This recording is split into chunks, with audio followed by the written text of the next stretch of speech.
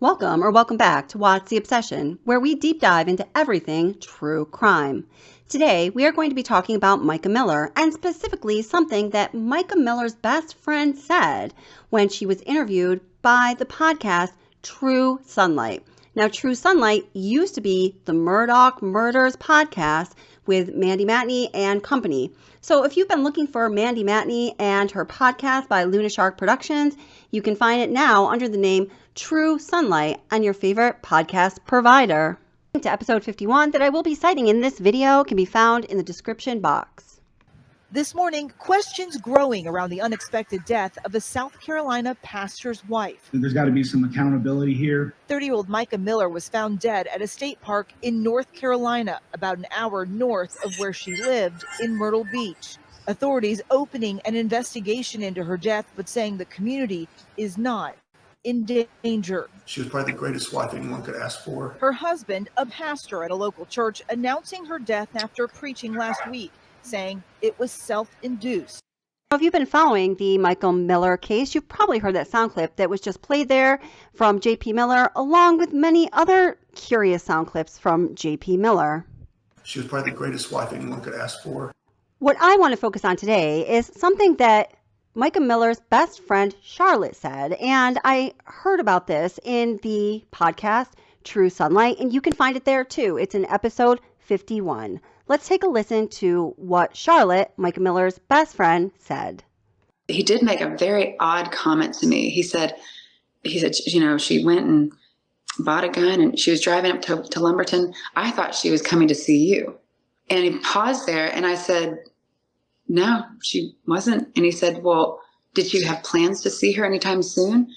And I said, well, yes, kind of. We not officially, but I've had her birthday gift on my dresser for the last month, and we talked about her coming to get that in person. And he said, "Well, is that what she was doing?"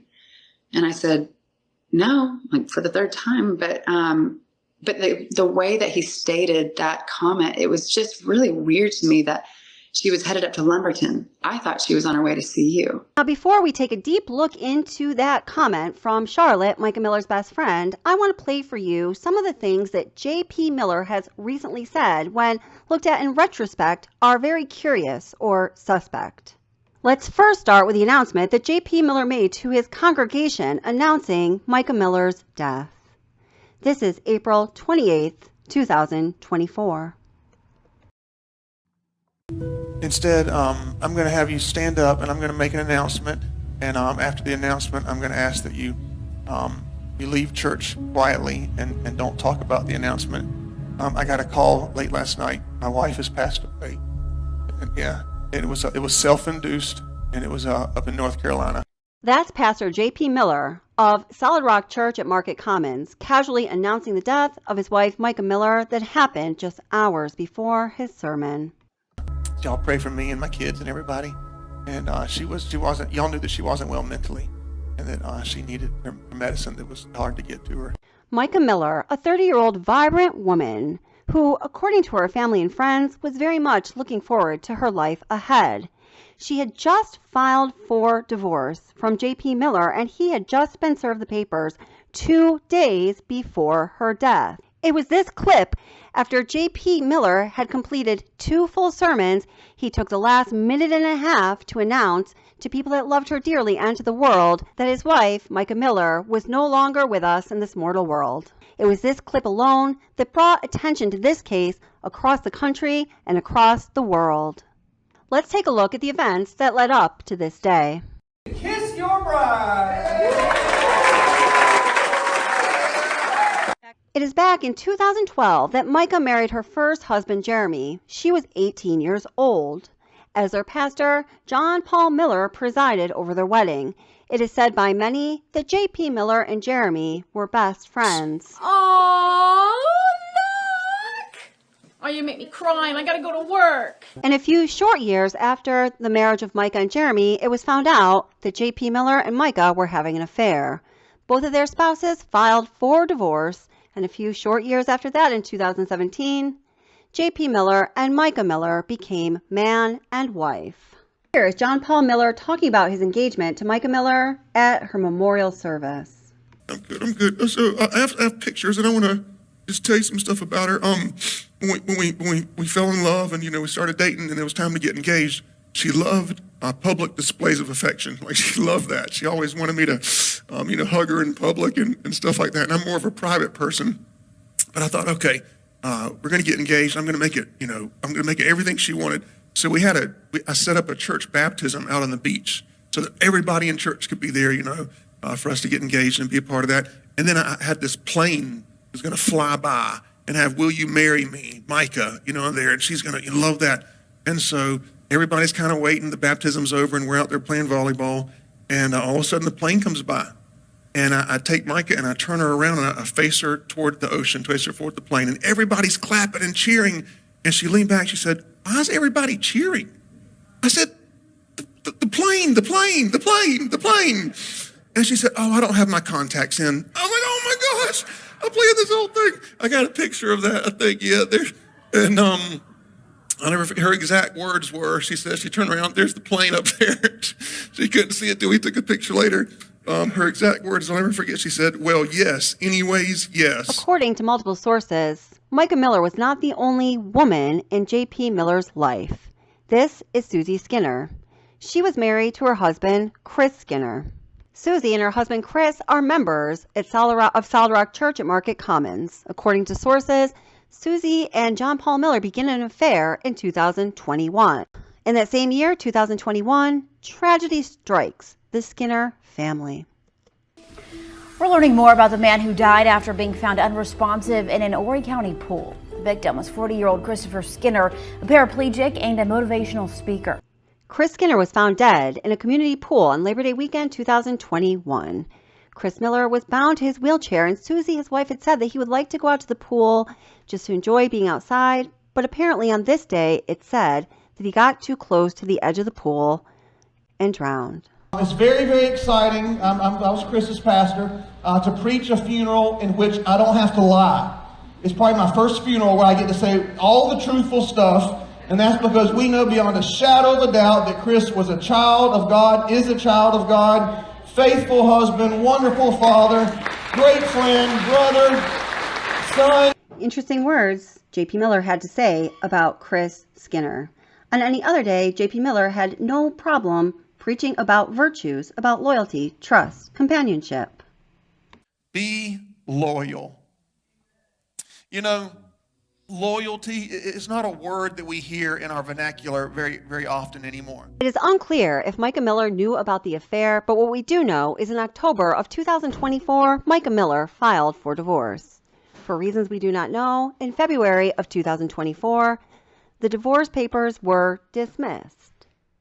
This is very interesting timing because something else that we do know is that on February 8th of 2024, Mica Miller was admitted to a mental institution. According to Mica Miller, she was admitted to that hospital against her will, and according to the family, John Paul Miller used that opportunity to gain access to Mica Miller's electronic devices.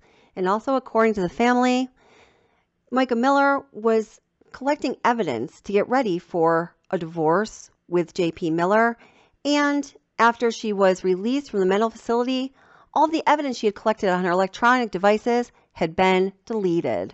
During this time and after, John Paul Miller had no hesitation in using the pulpit to talk about his troubles with Mica Miller, and his story was very different, and oftentimes his stories were very degrading towards his wife.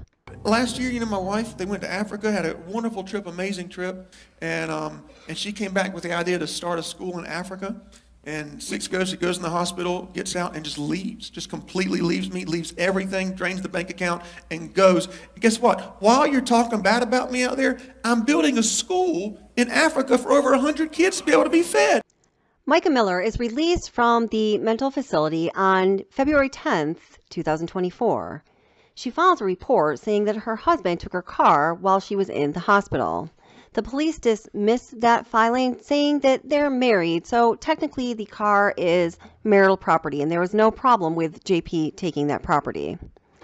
A few weeks later, on February 23rd, 2024, very curiously, John Paul Miller files for spousal support, even though he is the primary breadwinner in the marriage and all assets essentially are his. That filing again was dismissed. But what is very curious is on that same day, February 23, 2024, John Paul Miller leaves his phone number on a receipt for a waitress at a restaurant and bar he had been a patron of. This is what she has to say.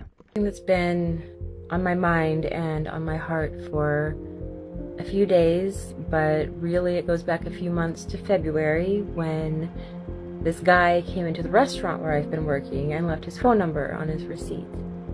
To make a long story short, I looked him up and he was the senior pastor of a local church, and I thought, let's see what he's about. Conversation ensues and J.P. Miller ends up begging for topless photos of this woman that he recently met in a bar and left his phone number for. At this time, John Paul Miller is of course married to Mica Miller, and according to sources, at this time he is dating Susie Skinner. A few days later, John Paul Miller's sermon is about those who are mentally unwell.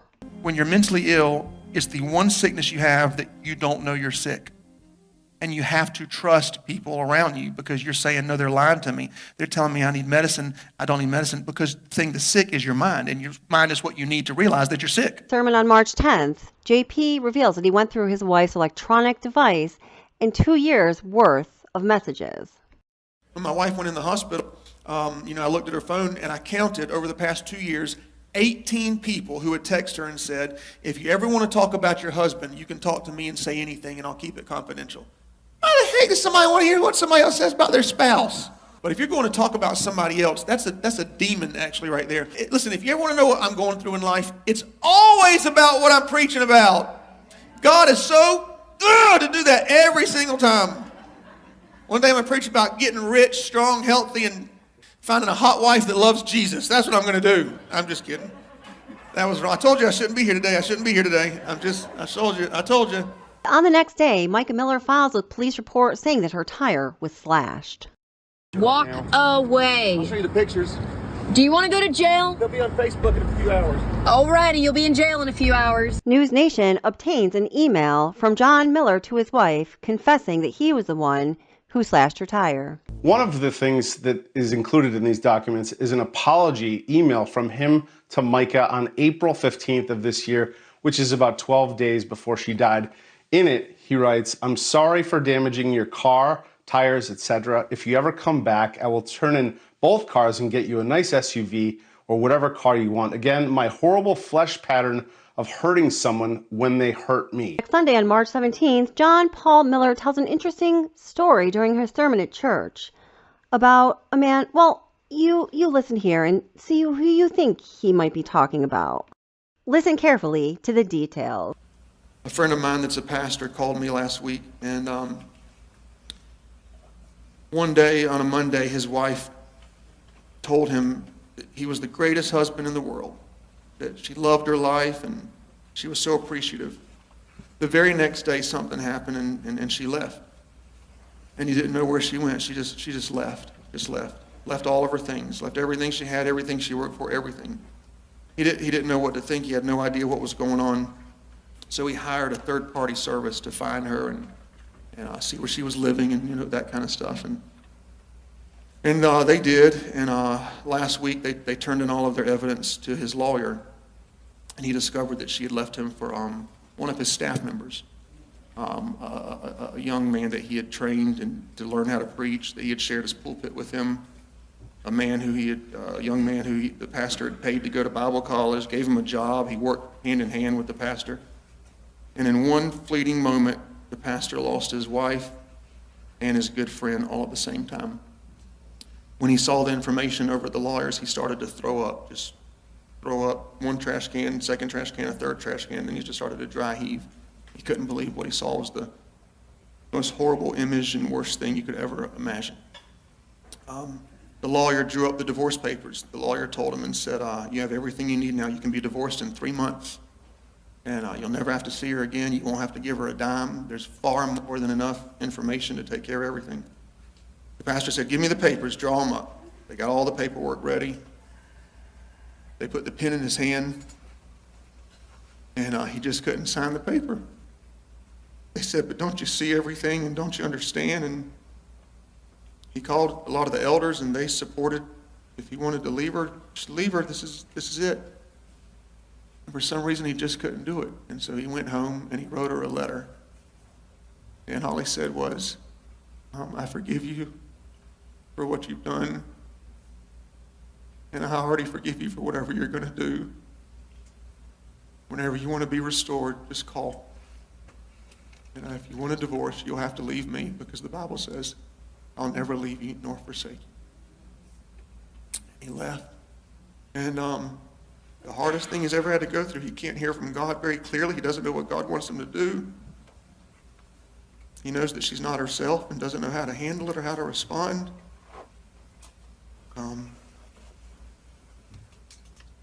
The rage, the rejection, the relationship, it's all there. And so if you get a chance, pray that his heart does not remain angry or upset, because it's destroying him. Huh, that's funny. Remember what the News Nation reporter had to say? Earlier this week, I believe it was Monday, I engaged with him and he started talking back with me, kind of unprovoked. And I also want to read this because this thing stood out to me when I read it at the time.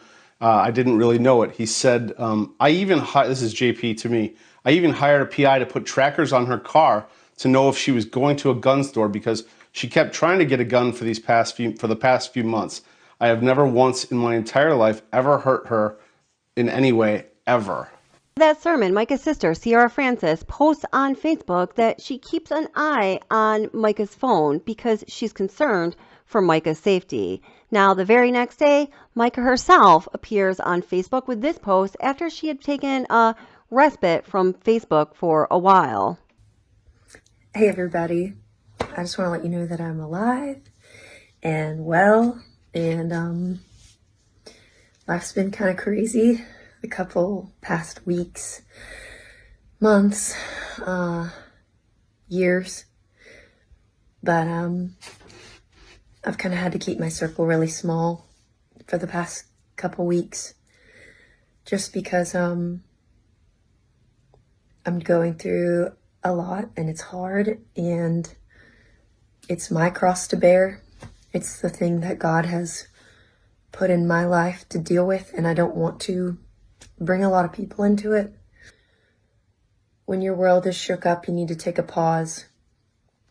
And I can only pray that more people will take a pause and I'm trying to get my priorities straight right now. And that's making sure that my heart doesn't have any unforgiveness, bitterness, resentment, just forgiveness and hope for the future and peace.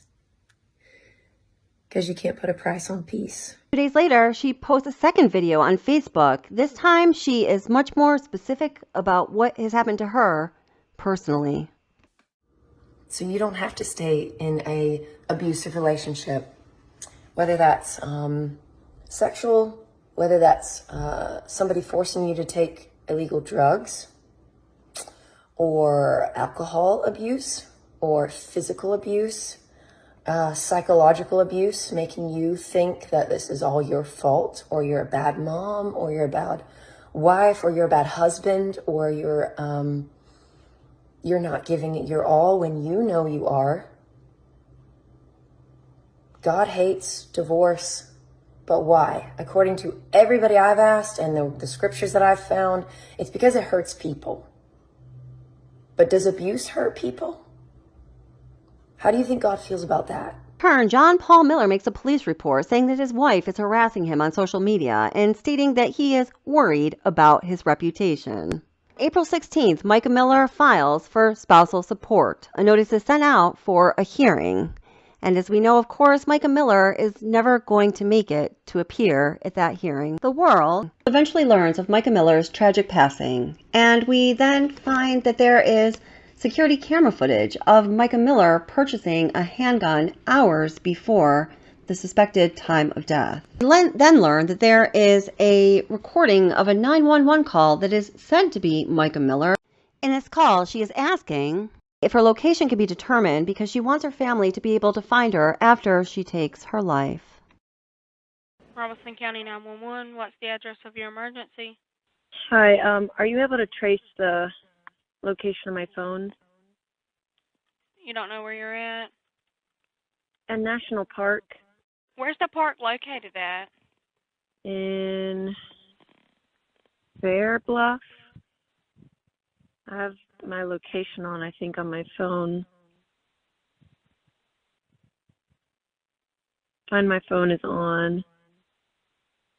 I just did my location. There has been growing suspicion that the 911 call perhaps was not Mica, that it could have been generated through AI.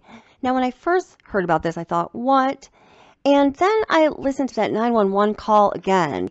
And then I also learned about the connection between J.P. Miller's attorney and AI. This is J.P. Miller's attorney, Tom Winslow. Winslow allegedly helped J.P. Miller obtain documents related to Mica's mental health diagnoses. It has also been announced that both J.P. Miller and Tom Winslow are the subject of FBI investigations. Yes, both of them. In addition to being J.P. Miller's attorney, Tom Winslow and J.P. are also very good friends, and Tom Winslow is a member of the Solid Rock Church at Market Commons. Well, the former Solid Rock Church at Market Commons. Yeah, he's too scared to do it.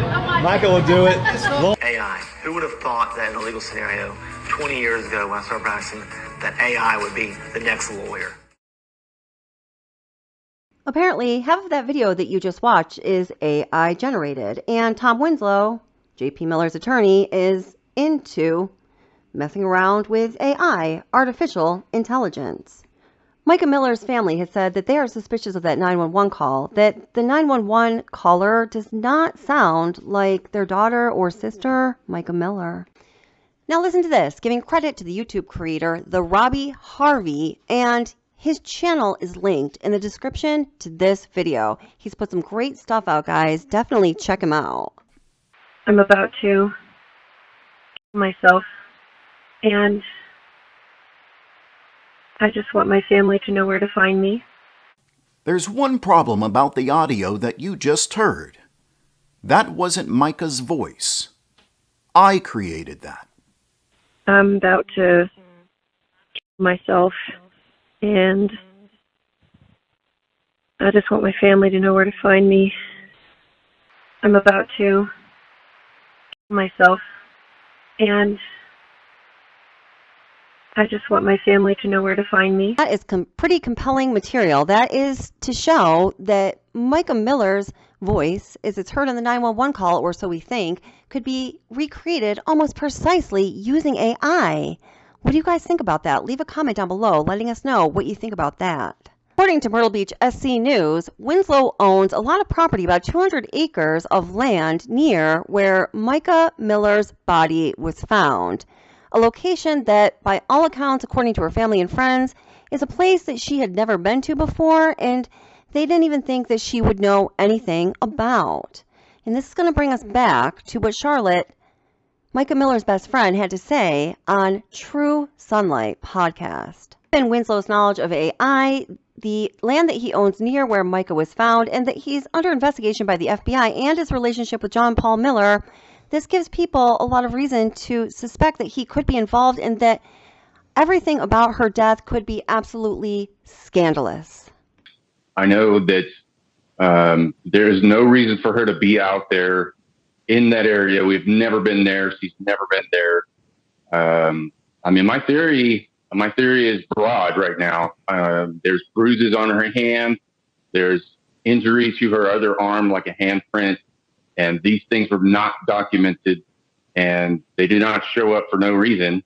And we were not satisfied with the answers that we were given in the entirety. It didn't seem like enough was done. And we just want more answers. We want more checking into this. Now we're going to go back and listen to what Charlotte, Mica Miller's best friend, had to say in True Sunlight podcast. We're going to listen to a couple minutes and then hone in on one specific part. Listen carefully. And I pretty much was just crying all day. But then at 1:30 in the afternoon, JP calls me. And I'm telling you, I've only had it happen a handful of times.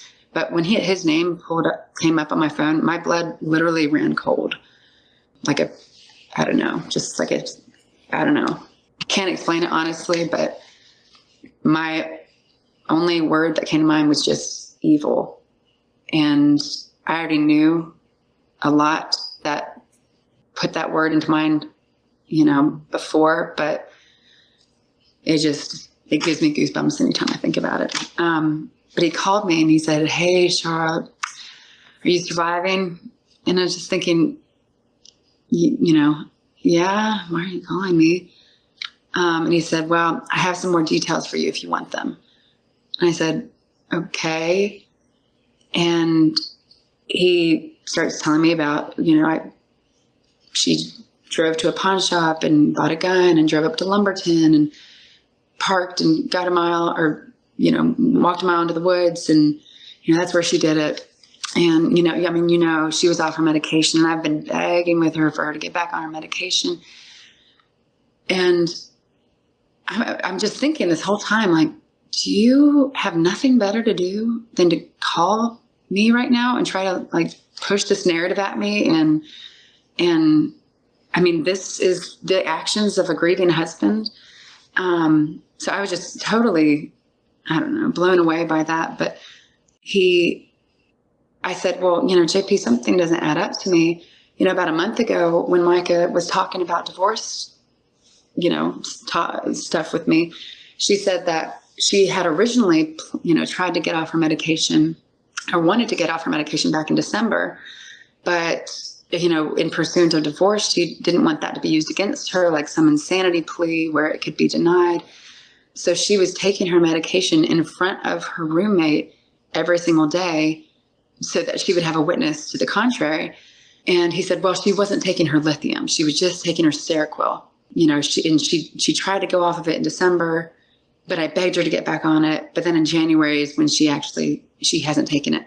And again, I'm just thinking, that's not how that works. And during that conversation, he said something that shook Charlotte. He did make a very odd comment to me. He said, she went and bought a gun and she was driving up to Lumberton. I thought she was coming to see you. And he paused there and I said, no, she wasn't. And he said, well, did you have plans to see her anytime soon? And I said, well, yes, kind of. Not officially, but I've had her birthday gift on my dresser for the last month, and we talked about her coming to get that in person. And he said, well, is that what she was doing? And I said, no, for the third time. But the way that he stated that comment, it was just really weird to me that she was headed up to Lumberton. I thought she was on her way to see you. You don't have her number. How are you tracking her?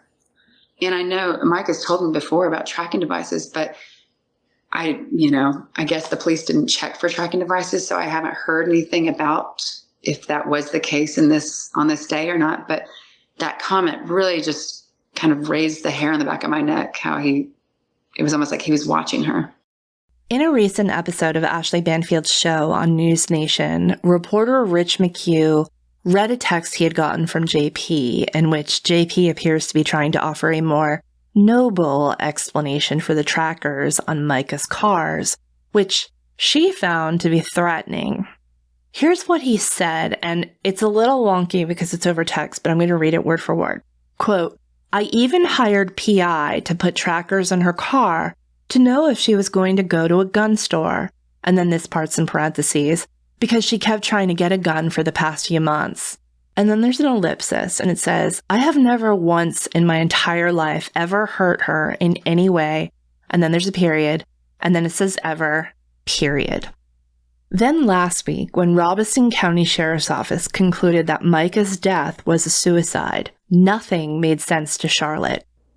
Really, that whole thing, first of all, she'd never been to Lumberton State Park before. So it wasn't like this, nostalgic or beautiful place that she always loved going to. Nothing. Mica was just such an intentional person that the fact that there was no note. And this wasn't just like a, spur of the moment, she made up her mind to do something and she did it.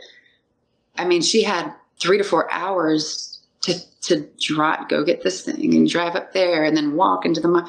And the fact that, over the course of that 4 hours, she would have had time to think about the fallout, and that there weren't those things. There was no last call or last, and the fact that she would have called the cops so that her family would know where her body was, rather than just sending one last text to her family. But then in the call, she didn't even know where she was. She didn't know what state park. But part of the evidence that was, produced to prove it was suicide was that it was in her GPS. And so if you type this into your GPS, you get there, you walk into the woods, and then you have no idea what state park you're in. And then rather than sending out one last text, like, again, Mica was so intentional, and she loved her family and all of her friends, but there was no last anything other than a 911 call, apparently. But also the fact that she was broke. I mean, she had asked another friend of ours to help her pay for her car taxes, and which she did the day before this happened. So she was needing money, but then she was able to purchase a $500 gun. It just nothing about it made sense to me. And, the one scenario that I could wrap my head around her being the one that pulled the trigger herself is, she had filed a no contact order 48 hours before this. And he did not, at least to my knowledge, still did not have her newest phone number. But if he had gotten her phone number or had showed up somewhere after this no contact order had been filed, the one scenario that makes sense to me is she felt totally helpless. Like this is never going to end.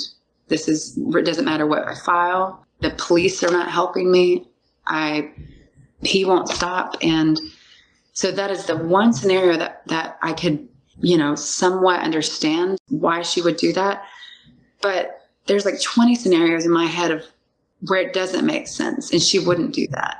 So, but either way, regardless of the scenario, whether she was the one that pulled the trigger or not, to me, that never affected the reason that she's dead and who that responsibility lies with. And the responsible person in my mind for her death, regardless of who pulled the trigger, is John Paul. So when we look at this whole situation and everything we know now in its totality, the doubt that Mica's family members and friends have regarding what happened, the doubt that they have about the possibility of her taking her own life, where she was at in her mind and in her heart at the time of her death, and then we look at all of the suspicious and mean-hearted and just deceptive things that John Paul Miller had to say about his wife all throughout their marriage, we can then look at the pattern of John Paul's behavior over time.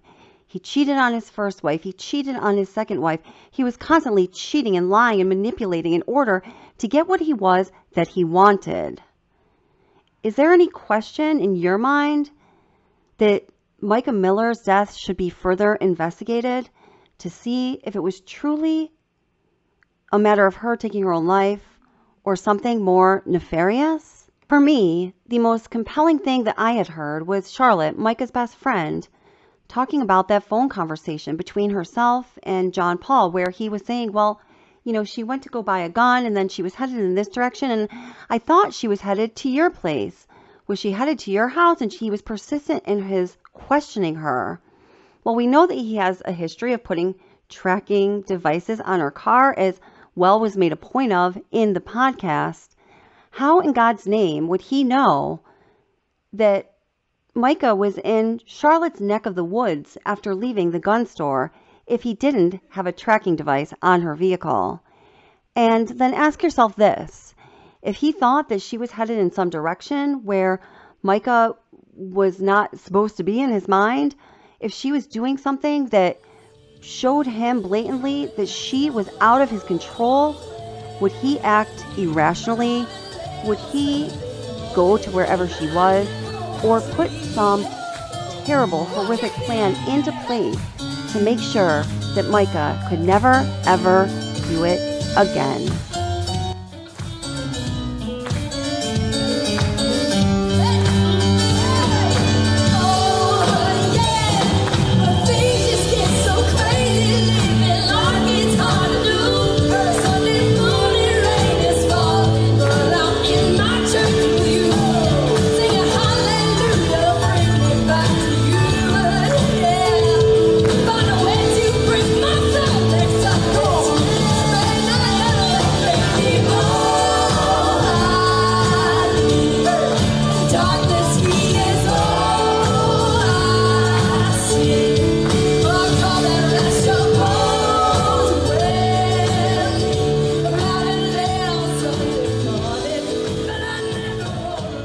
Thank you guys so much for watching. We will find justice for Mica Miller.